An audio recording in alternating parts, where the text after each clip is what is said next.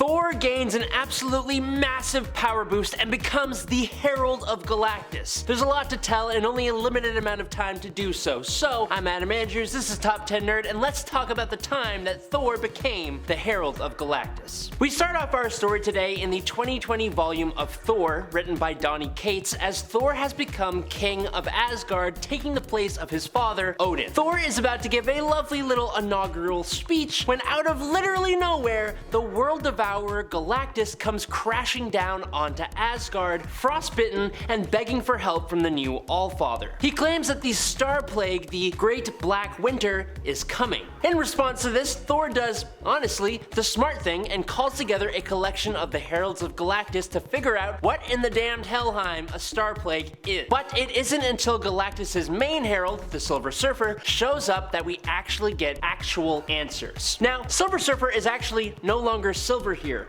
Following the events of Silver Surfer Black, he is now basically obsidian colored. It's pretty cool, but not important at all to this story. Surfer informs Thor that the Black Winter is essentially the end of everything, and the Black Winter was the cataclysm that ended the previous iteration of the cosmos where Galactus came from before he was Galactus. Galactus eats planets, where the Black Winter eats realities. Despite that though, Galactus survived the Black Winter the first time, and then when he fell to Asgard, it was after surviving the Black Winter again by the skin of his teeth. Surfer is sure that Galactus is the only one who can face the Black Winter, and for that purpose, he has a plan. The Surfer has been aware of 5 unique planets throughout the universe that, if consumed by Galactus, will give him a level of power he has never had before, and that the Surfer had been hiding these planets from his master for a very long time, and still continues to hide their exact whereabouts. The Silver Surfer and Thor decide to evacuate these planets of their populations to allow Galactus to feed on them and become powerful enough to face the Black Winter. Before they actually set out though, they seek out Galactus' say on the matter. Galactus then gives us a little bit more information about the Winter. Basically, whenever an individual looks upon Black Winter or Galactus, each individual will perceive them differently, as they are beings of such astronomical importance and power that it's impossible to comprehend what they truly are. But unlike Galactus, when one looks into the Black Winter, they also see their own real, true demise. When Galactus was just Galen and he hadn't experienced the cosmic wonder of being Galactus, he saw nothing but a massive black void of nothingness, as he wasn't meant to pass away yet. But when he escaped this time, he saw one thing. He saw Thor. So, out of nowhere, he begins to instill Thor with the power cosmic in a blinding flash of light, saying that if Thor is to be his end, then together they will face the Black Winter, and when it is done, he wants Thor close so they can have some words. And with that, he turns this already insanely powerful All-Father Thor into the new Herald of Galactus. Kicking off the second issue of the story, we see a world very similar to our own as it begins to succumb to the Black Winter's destruction of its universe, with black snow falling that begins to wipe away everyone and everything it touches. The heroes of this world, a red and blue sun god, a god of emerald light, a god of dark perhaps, a god of the ocean, and a god of speed, they all rush to save their world, passing by a big building with a golden globe on top of it. It's the Justice League. It is totally a reference to DC and the Justice League, but they are all completely helpless to stop the destruction of not just their planet, but as we zoom out,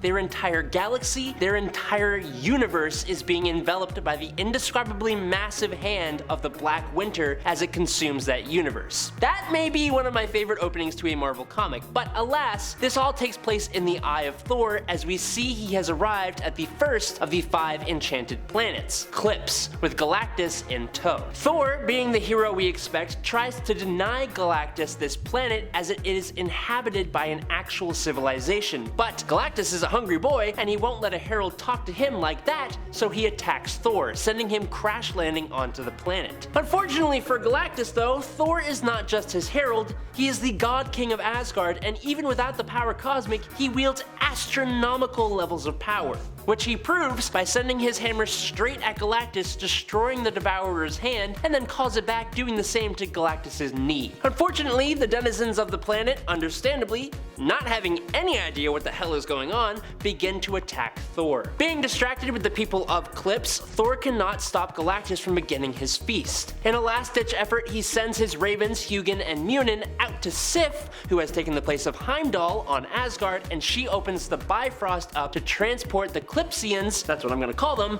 to Asgard for safety. As Galactus feeds off of the surface energies of the planet, decimating any and all life that presides there, like animals and plants, he grows greedy and hungers for more and more power to the point that he ignores Thor, who had promised to restore life to the planet, and Galactus completely destroys and consumes Clips in an absolutely massive explosion. Now, sufficiently powered up by one of the 5 planets, Galactus makes a move to attack Thor once again, but before he can, he is attacked with a volley of explosive ammunition as Thor is struck across the face and a hammer flies right back into the hands of none other than Beta Ray Bill. Now, Beta Ray Bill is no pushover. When he first showed up after the destruction of his planet at the hands of Galactus, he was worthy of Thor's hammer, and he even defeated the God of Thunder in battle. That was then, and this is now. Thor was just Thor then. Now he is Thor and the King of Asgard and a Herald of Galactus, but Bill believes Thor to be simply corrupted by the World Devourer, and he refuses to back down. Charging at Thor, all it takes is a simple backhand from the God of Thunder to send Bill flying, crash landing on Clips' moon, which is being bombarded by the debris of Clips itself. Now, this fight goes on for a little while, with Thor pretty much just trying to get Bill to chill the heck out, and also fighting off Galactus, who is still trying to say he controls Thor as his herald. Bill will not give up on what he thinks is a corrupted Thor, and their fight is a one-sided slog, up until Thor throws his hammer and Bill catches it, holding on tight to keep Thor from recalling it. So instead, Thor calls Stormbreaker, Bill's hammer, to him, and with it, he lands a massive blow against Bill, who defends with Mjolnir. Now, the attack from Thor shatters Stormbreaker as it hits Mjolnir in a massive blast that knocks Bill down and keeps him there. Unfortunately, Bill has a big old horse mouth, and he keeps opposing Thor. Before Thor can land a final definitive blow, though, he is interrupted by the Bifrost carrying Sif, who stands also opposed to Thor, defending Bill from her own Allfather. In true Sif fashion, she gives Thor a good old earful about how he is being a horse's ass. Now, personally, I think Thor is doing what he thinks is best, allying with Galactus, but almost taking the life of Bill,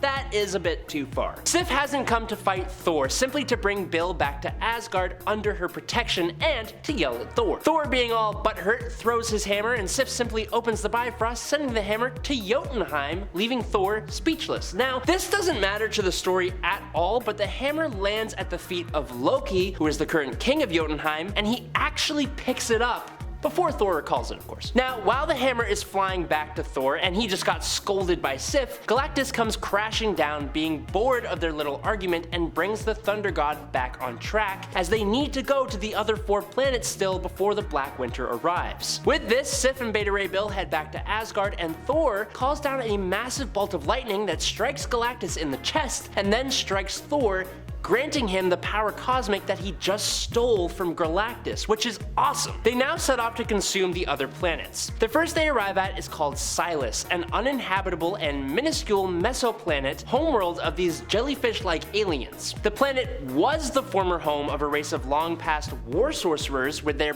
burial grounds rich in decomposing enchantments. The second world is Io-X4, which was the homeworld of these really cool bear-like animals gifted with telekinesis and precognition, and because of the latter, they were already ready to evacuate their planet when Thor showed up. The next would be Vanish 4002, which was an ancient supergiant with a semi-sentient core of molten blood, and homeworld of humanoid insect aliens. The semi-sentient core of the planet gave its life freely to aid in the fight against the Black Winter. Now, all 3 of these planets had their inhabitants evacuated to Asgard by Thor before their destruction, which fed into the power of Galactus. The 5th and final planet, however, is known as Cryo. This planet is home to an extremely advanced species who knew of the coming threat and in response had assembled their armies to aid Thor and Galactus. But that's not how this works. As Thor arrives on the planet and tries to convince its leader to evacuate to Asgard, all of a sudden, Galactus begins to devour the planet prematurely because the Black Winter has arrived. As the Black Winter begins to destroy this world, just like it did with the not Justice League planet, Thor rips off a part of his cape to cover his eyes so as to not see his own true demise. As the denizens of the planet perish and as Galactus continues to consume the planet, Thor wields the power cosmic alongside his own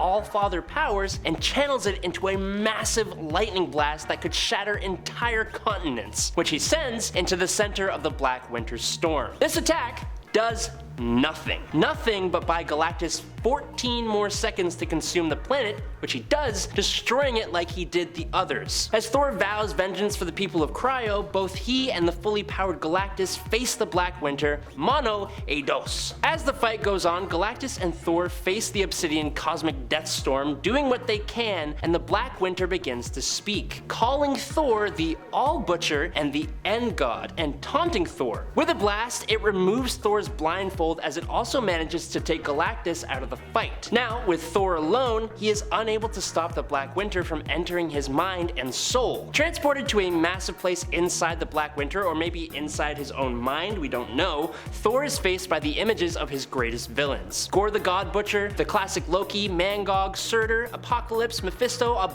bunch of villains. They're all here, and the Black Winter is using their shapes to pile on Thor until it takes on the shape of the World Serpent, all while taunting Thor with his own passing. On his last legs, Thor channels the rage of the God Kings that came before him, and through Mjolnir, he unleashes the God Blast. Now, Thor knows it will not defeat the Black Winter, but he does at least free both himself and Galactus. Now, the Black Winter manifests itself in the image of a dark version of Thor and starts his villain monologue, because everyone's gotta have one. Though this isn't what you would expect, the Black Winter reveals that Galactus has been lying. The Black Winter is not here to destroy this universe, hinting at an apparently darker fate than that. Instead, he reveals that he's actually here to retrieve his own Herald, Galactus himself. It's the reason that Galen was turned into Galactus and was saved from the ending of the previous universe in order to become the Herald for the Black Winter and to become his mini-me. Immediately, Galactus combats this and tries to attack, but is swatted away to some barren moon by the Winter. As Galen begins to beg Thor to act, Thor does by calling down lightning on Galactus, telling him to stay down. Thor explains that he is the only thing standing between the Black Winter and Galactus, and that he isn't done with Galactus just yet. Galactus is more powerful than he has ever been, but Thor rightly responds that he allowed Galactus to have that power to steal it. Galactus has played Thor, the God of Thunder, King of Asgard, ruler of the 10 realms, like a pawn. And then Thor takes all the power that Galactus gained from consuming the 5 planets just as he took the power cosmic before. Then, in the name of all the planets Galactus has destroyed and the ones he still threatens, and for Asgard itself, Thor, with an absolutely massive amount of lightning and power, sentences Galactus to the afterlife. But he is still not done with Galactus. The Black Winter thanks Thor and goes to take Galen and leave this universe, but Thor